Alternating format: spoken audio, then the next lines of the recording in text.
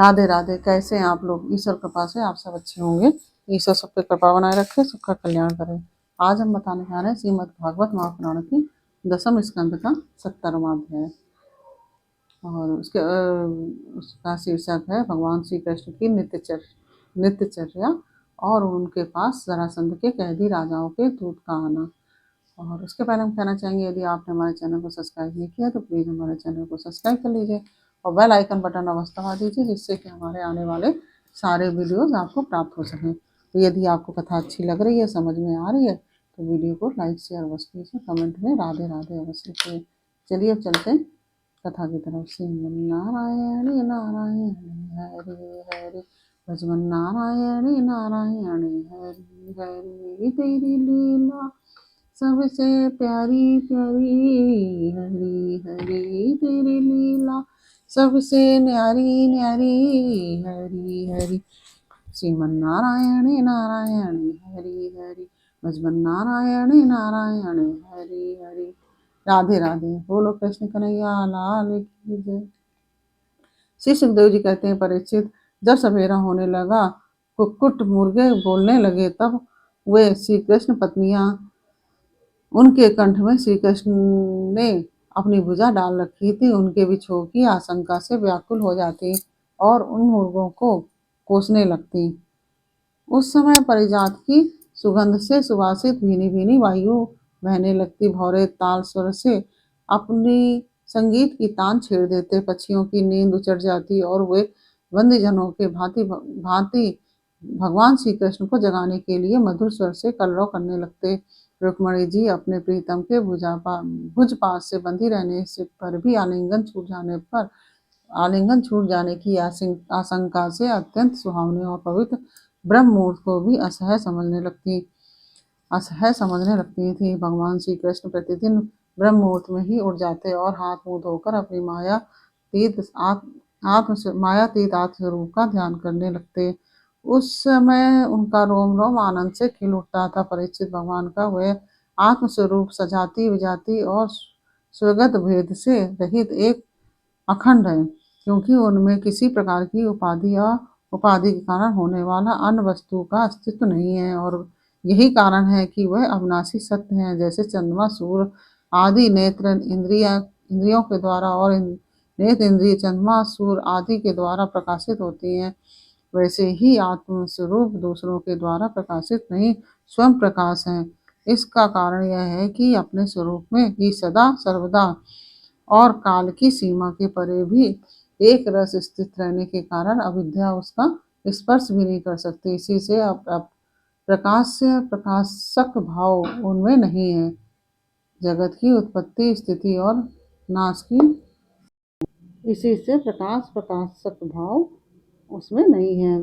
जगत की उत्पत्ति, स्थिति और नाश की कारणभूता ब्रह्म शक्ति, विष्णु शक्ति और रुद्र शक्तियों के द्वारा केवल इस बात का अनुमान हो सकता है कि वह स्वरूप एक रस सत्ता रूप और आनंद स्वरूप है।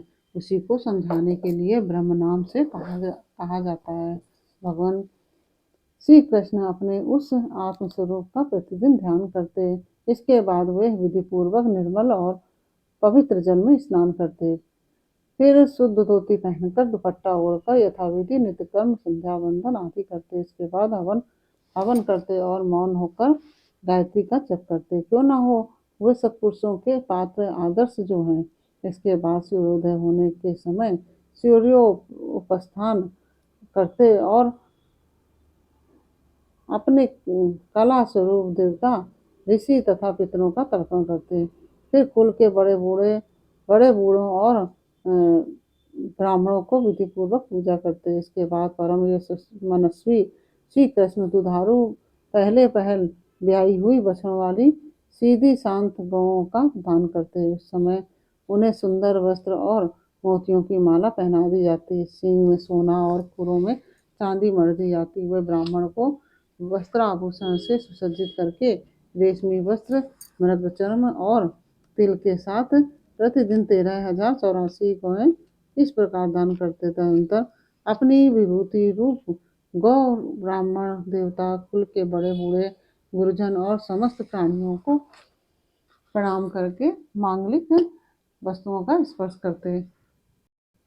परीक्षित, यद्यपि भगवान के शरीर का सहज सौंदर्य ही मनुष्य लोक का अलंकार है, फिर भी वे अपने पीताम्बर आदि दिव्य वस्त्र, कौस्तुभ आदि आभूषण, पुष्पों के हार और चंदन आदि दिव्य अंगराग से अपने को आभूषित करते।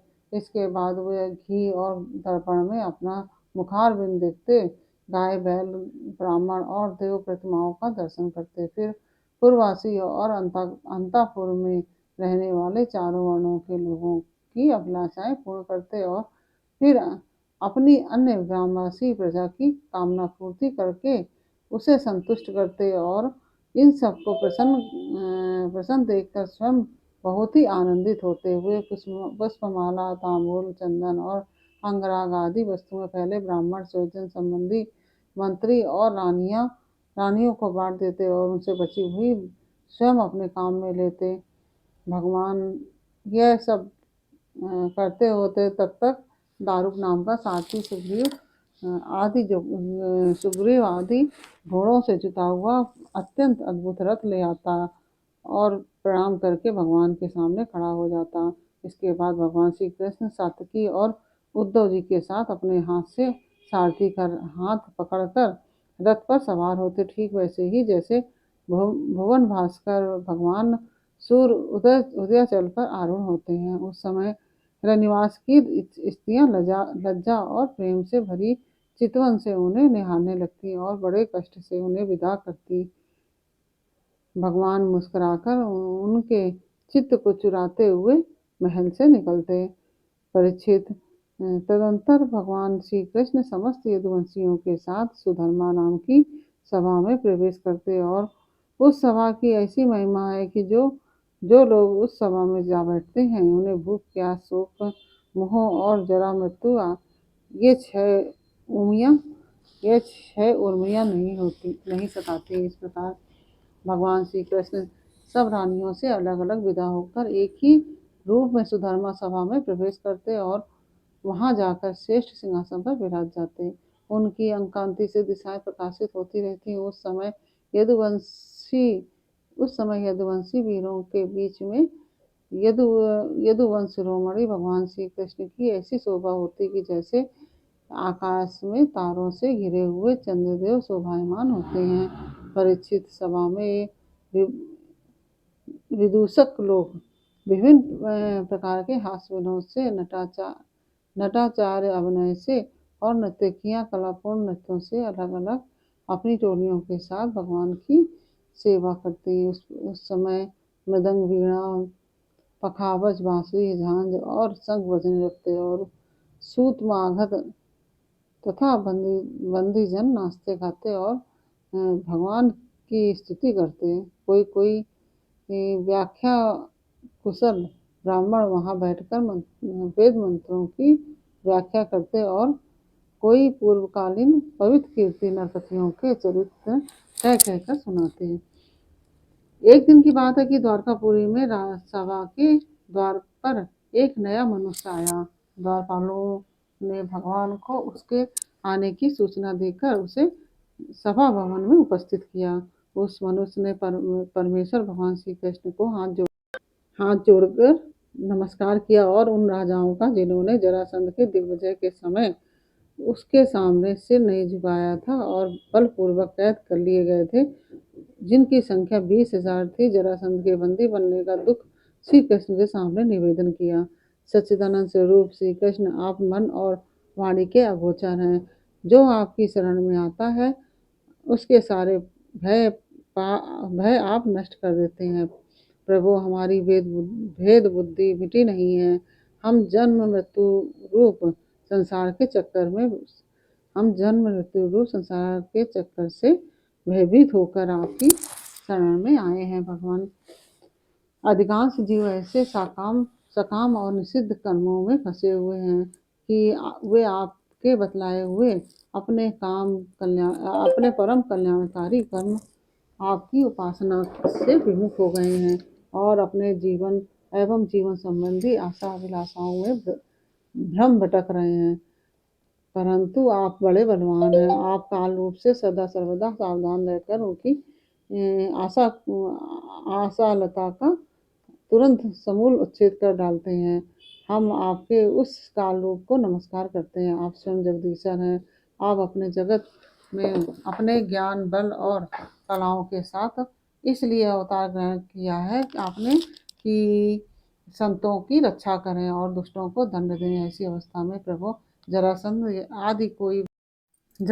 आदि कोई दूसरे राजा आपकी इच्छा और आज्ञा के विपरीत हमें कैसे कष्ट दे रहे हैं, यह बात हमारी समझ में नहीं आती। यदि कहा जाए तो कि जरासंध हमें कष्ट नहीं देता, उसके उसके रूप में हम उसे निमित्त बनाकर हमारे अशुभ कर्म ही हमें दुख पहुंचा रहे हैं, तो यह भी ठीक नहीं।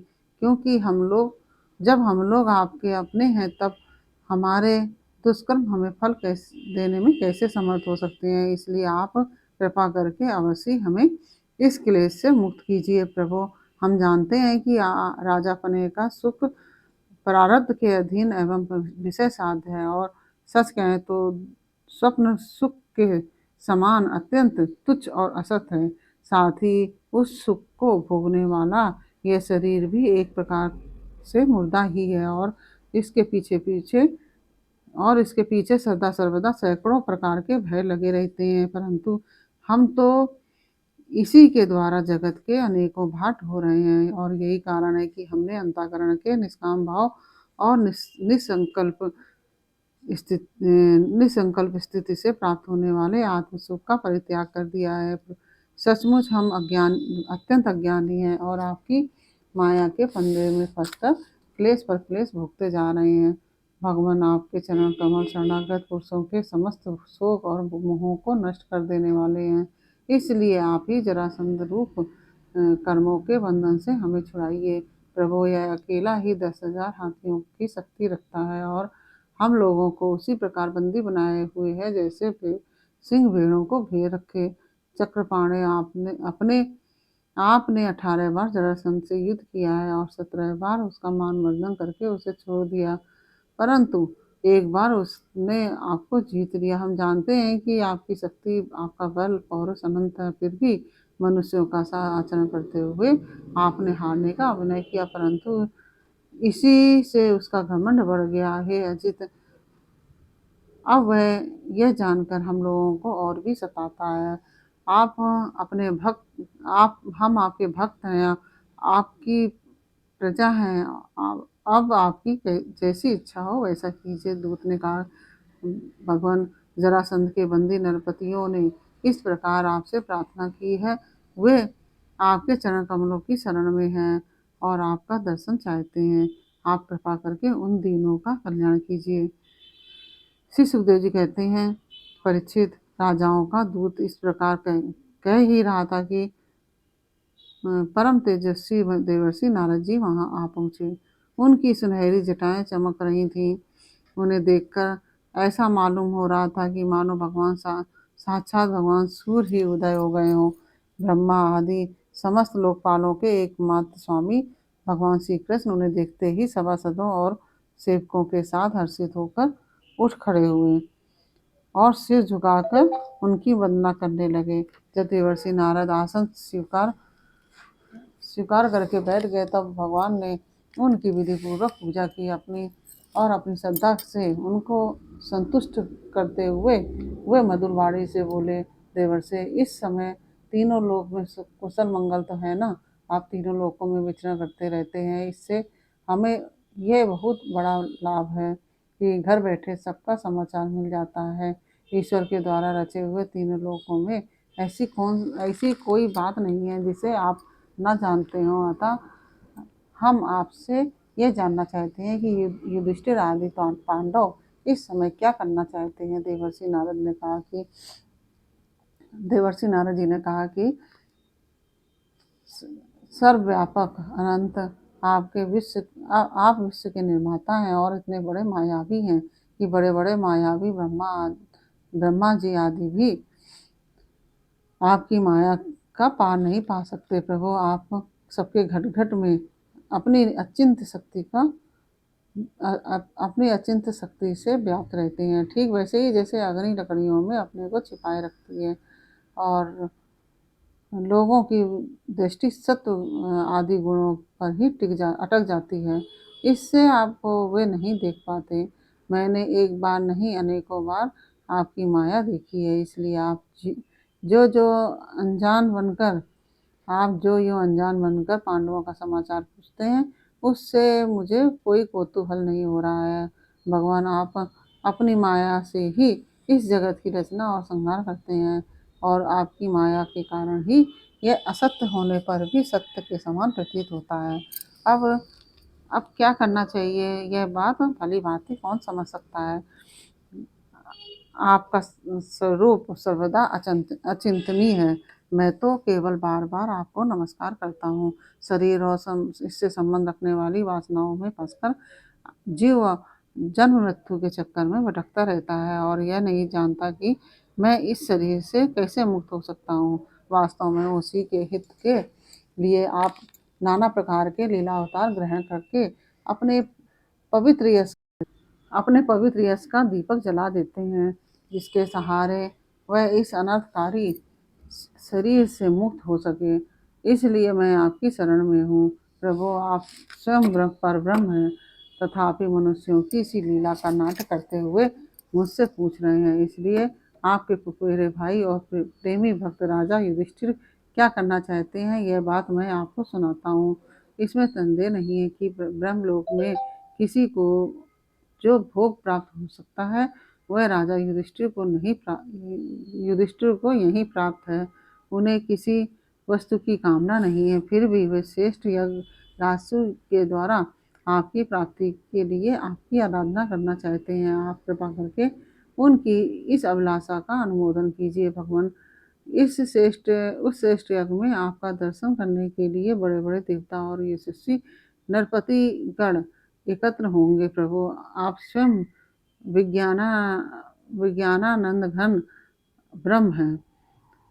आपके श्रवण कीर्तन और ध्यान करने मात्र से अंत्यज भी पवित्र हो जाते हैं, और फिर जो आपका दर्शन और स्पर्श